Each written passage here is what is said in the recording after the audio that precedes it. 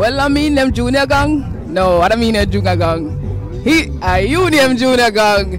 Reggae Nation, we just witnessed the performance of Rebel Salute 2014. Junior Gang claimed this staging of the event as his own. We are in the company of reggae royalty. Junior Gang, big up yourself. I remember, thank you very much. What an amazing performance. I've seen it before, Rebel Salute, but somehow this seems to have been your most energetic. You had a vibe that connected with the crowd. Talk to me. Yeah man, we had a good feeling tonight, you know what I mean? Rebel Salute is one of our favorite shows that we even attend a lot of times as fun. Not just to work, but just to come and watch. So really nice energy.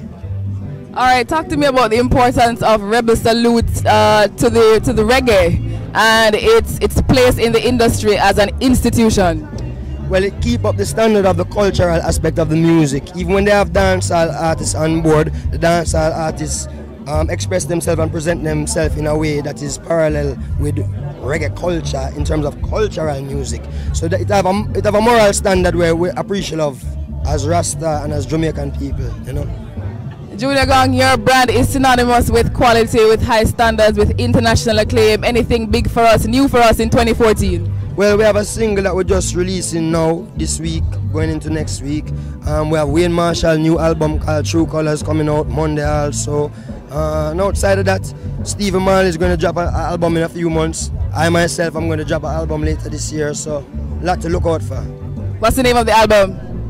Stephen Marley album name, The Fruit of Life, Revelation Part 2. My album name, I can't tell you yet, to be continued. Yo, Big Gangzilla, Reggae Nation. Much love, Rasta. Thank you very much. All the best.